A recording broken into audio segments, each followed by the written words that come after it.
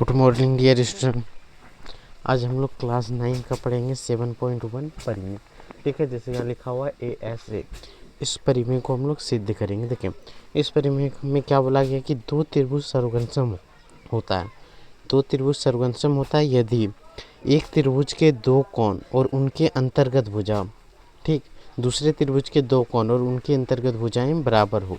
तो यही है, इसी को हमें सिद्ध करना है। ठीक है, इससे पहले आपको एक चीज़ याद रखना है, अभिगृहित ठीक है 7.1। ये जो अभिगृहित है इसमें बताया गया है SAS के बारे में। ठीक है, इसी का प्रयोग करके हमें सिद्ध क्या करना है, ASA को। तो चलिए हम लोग सिद्ध करते हैं इसको और अच्छे से समझ लेते हैं। तो सबसे पहले हम लोग एक फ़ोटो बनाएंगे और उसके बाद क्वेश्चन को सॉल्व करते हैं। ठीक है, तो चलिए सबसे पहले इधर दो त्रिभुज बनाएंगे। ठीक है, एक त्रिभुज का नाम रख लेते हैं ABC। दूसरा त्रिभुज इधर बना लेते हैं PQR। दो त्रिभुज है। ठीक है, तो सबसे पहले दिया क्या है, दिया है उस चीज़ को नोट कर लेंगे। तो यहाँ पे क्या बोला गया है, ASA। इसका मतलब क्या होता है, एंगल साइड एंगल। मतलब दोनों त्रिभुज में क्या है, दो कोण बराबर है और एक भुजा बराबर है।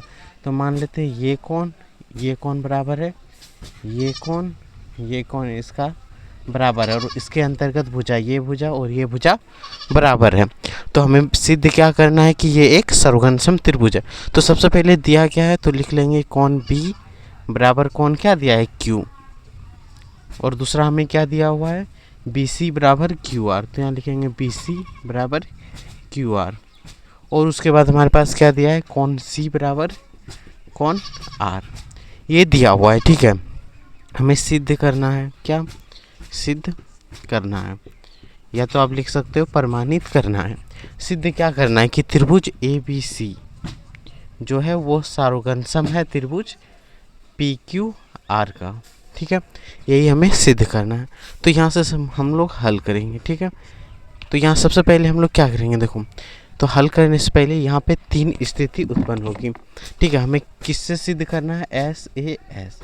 इसके लिए हमें क्या चाहिए, दो भुजा बराबर। एक भुजा तो पहले से दिया हुआ है, एक और भुजा बराबर चाहिए। यानी ये भुजा को हम लोग बराबर मान सकते हैं या ये भुजा को मान सकते हैं। ठीक है, तो हम लोग चलो इस भुजा को मानेंगे बराबर। तो यहाँ पे तीन स्थिति उत्पन्न होगी। हल यहाँ पे लिखेंगे क्या, तीन स्थिति उत्पन्न हो सकती है, उत्पन्न होती है, होगी। तीन स्थिति क्या होगा, तो फर्स्ट AC बराबर क्या हो जाएगा, PR। एक स्थिति तो ये होगा कि AC बराबर PR हो सकता है कि दोनों त्रिभुज में जो है AC बराबर PR है।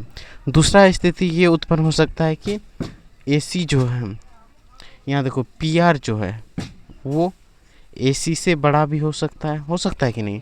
और तीसरा स्थिति हम लोग लिख सकते हैं कि PR जो है वो AC से छोटा भी हो सकता है। तो हमारे पास यही तीन स्थिति उत्पन्न होगा। तीनों स्थिति को सॉल्व करके देखेंगे और त्रिभुज को सर्वगमसम कर देंगे। ठीक है, तो सबसे पहले ये हो गया स्थिति 1 2 3। तो चलिए हम लोग यहाँ पे शुरू करते हैं। स्थिति एक के अनुसार स्थिति एक का अनुसार देखो AC बराबर PR दिया हुआ है, यानी कि स्थिति एक में क्या दिया है, AC बराबर PR। ठीक है, तो देखो अब यहाँ लिखेंगे त्रिभुज ABC तथा त्रिभुज PQR में। ठीक है, तो सिंपली देखो अब B बराबर Q है तो यहाँ पे कौन लिख सकते हैं, B बराबर कौन, सॉरी इसको मिटाते हैं। ठीक है, सबसे पहले हम लोग क्या किससे सिद्ध करने वाले हैं, SAS से। तो हमें क्या देखना है, S साइड। एक साइड तो हमें दिया AC बराबर क्या है, PR। ये कहाँ से हुआ, तो यहाँ से प्रथम स्थिति से। दूसरा क्या है, तो देख सकते हो दूसरा क्या है, कोण B बराबर कोण B बराबर कोण Q। ये क्या है, गिवन है, यानी दिया है। ठीक है, और दूसरा क्या है, BC बराबर क्या दिया हुआ है, QR। ये तो हमें दिया ही है। तो यहाँ से हम लोग क्या लिख सकते हैं, त्रिभुज ABC सर्वघनसम होगा त्रिभुज पी क्यू आर, किससे होगा, एस ए एस। तो पहला स्थिति में तो यहाँ सर्वघनसम निकल गया, हो गया कि नहीं। अब हम लोग दूसरा स्थिति में चेक करेंगे कि सर्वघनसम आ रहा है कि नहीं। इससे पहले आप एक बार इसको नोट कर लें, उसके बाद हम लोग आगे बढ़ते हैं, ठीक है। तो स्थिति हम लोग 2 अब शुरू करेंगे। स्थिति 2 को आप ध्यान से देखो। देखो स्थिति 2 में क्या बोल रहा है कि पी आर जो है वो क्या है, ए सी से बड़ा है। यानी क्या है, पी आर बड़ा है और यहाँ क्या है, पी आर छोटा है ए सी से। तो 2 स्थिति संभव हो रहा है, तो इन दोनों को यहाँ से मिटा दें, यहाँ से ये सिर्फ रहने देते हैं, ठीक है। तो चलिए हम यहाँ पे स्थिति बनाते हैं, ठीक है, जो संभव है वही। तो यहाँ सिंपली देखो, एक तो इससे क्या होगा, पी आर जो है एक बार बड़ा है, तो यहाँ से हम लोग एक बार छोटा है तो छोटा मान लेते हैं एम होगा, और यहाँ से एक रचना करेंगे ऐसे, क्योंकि 2 स्थिति है, एक में बड़ा था एक में छोटा था। तो यहाँ पे हम लोग मान लेते हैं क्यू, तो पहले से ओ मान लेते हैं, ये ओ हो गया, ये पी हो गया, कोई दिक्कत। यहाँ से आप लोग हम लिखेंगे स्थिति 2 से, स्थिति 2। स्थिति 2 क्या है, जब क्या होना चाहिए, जब A C is greater than P R, ठीक है, ये स्थिति है। इसमें हम लोग क्या करेंगे, तो रचना में क्या लिखेंगे, ए सी बराबर, ठीक है, ए सी बराबर आर एम काटा तथा क्यू से कौन क्यू से मिलाया, ये हम लोग लिख सकते हैं, मिलाया, यही होगा। अब देखो यहाँ पे ए सी बराबर आर एम हो गया। अब देखो त्रिभुज हम लोग ले लेते हैं, त्रिभुज इधर से क्या हो जाएगा, ए बी सी, तथा त्रिभुज इधर हम लोग क्या ले लें, यहाँ से मिला रहे हैं, ये त्रिभुज बन रहा है, ये छोटा वाला त्रिभुज, इसका नाम क्या होगा, क्यू एम आर। तो यहाँ लिख सकते हैं क्यू एम आर में, लिख सकते हैं कि नहीं, ध्यान से समझना है, एकदम कोई दिक्कत नहीं होगा। त्रिभुज ए बी सी में अब देखो सिंपली हम लोग क्या देखें कि ये रेखा जो है इसके बराबर हम लोग काटे हैं, तो यहाँ से लिख सकते हैं कि त्रिभुज ए सी भुजा is equal to M R, किससे होगा, तो रचना से, किससे, रचना से, जैसे हम लोग यहाँ पे रचना किए हैं इसी से होगा कि नहीं। अब देखो ये कौन और ये कौन तो बराबर होगा, यानी कौन सी बराबर कौन क्या होगा, बताओ, कौन सी बराबर कौन आर, ये होगा। ये तो हमारे पास दिया हुआ है, तो यहाँ लिख देंगे दिया है, जो दिया है उसको हम लोग सिंपली लिख देंगे, जो कि आप यहाँ पे देख सकते हो, ठीक है।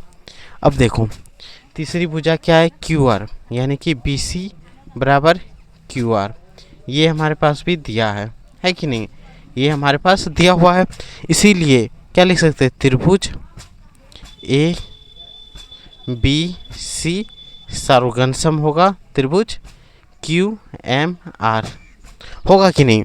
तो ये त्रिभुज सर्वघनसम हो गया, तो यहाँ से हम लोग लिख सकते हैं कौन बी बराबर कौन, ये कौन आधा, ये कौन एम क्यू आर बराबर होगा, किससे होगा बताओ, सी पी सी टी से। सी पी सी टी का मतलब क्या होता है, सर्वघनसम त्रिभुज के संगत भाग से। तो यहाँ से ये बराबर हो गया, ठीक है। अब यहाँ पे क्या लिखेंगे, इसी प्रकार स्थिति, यहाँ लिख देते स्थिति 2 के अनुसार, स्थिति 2 के अनुसार, ठीक है। स्थिति 2 के अनुसार हम लोग क्या कर सकते हैं कि त्रिभुज ए बी सी सर्वघनसम होगा ओ क्यू आर, ये भी त्रिभुज क्या होगा, सर्वघनसम होगा स्थिति 2 के अनुसार। जैसे इसको कि ये लिख देने से क्या होगा, इसी प्रकार हो जाएगा, ठीक है। स्थिति 2 के अनुसार ये भी सर्वघनसम होगा। तो यहाँ से क्या मिलेगा हमें कि इस बार ओ क्यू आर, ये पूरा कौन, ठीक है, ओ क्यू यहाँ पे हम लोग क्या सिंपली लिखेंगे, कौन बी बराबर कौन ओ क्यू आर, किससे बराबर होगा, सी पी सी टी से। ये तो सर्वघनसम हो जाएगा, किससे होगा, ऐसे जैसे स्थिति 1 में हुआ है, 2 में हुआ है। तो यहाँ से हम लोग लिख सकते हैं कौन बी बराबर ओ क्यू आर। अब देखो आप, कौन बी बी और बी यहाँ है, एक तो बोला गया कौन बी बराबर कौन क्यू, ये पूरा कौन, ठीक है। दूसरा स्थिति में क्या बोला गया, बी बराबर एम क्यू आर, बी ये कौन जो है इसका बराबर है, ये इतना छोटा का बराबर है। तीसरा स्थिति में क्या आया कि बी बराबर ओ क्यू आर, ये तीनों स्थिति में बराबर आया, यानी ये संभव हो सकता है, ये संभव तभी होगा जब ओ और एम यहाँ पी पे हो, तभी तो संभव होगा। जो हाँ ओ एम जो एक ही जगह पे होगा तभी क्या होगा ये संभव, यानी यहाँ क्या लिखेंगे, यदि ओ पी एम तीनों बिंदु संपाती हो, तभी होगा, संपाती होगा तभी जाके क्या होगा ये संभव होगा। इसलिए क्या लिख देंगे, त्रिभुज ए बी सी सार्वघन है त्रिभुज पी क्यू आर, किससे होगा, एस ए एस से। यही हमें सिद्ध करना था और ये यहाँ पे सिद्ध हो गया। बस ये इतना ही है, बस इसको अच्छा लगे तो लाइक और सब्सक्राइब जरूर करके जाना है चैनल को। बस इतना ही। अब हम लोग 7.1 को बहुत जल्दी शुरू करेंगे।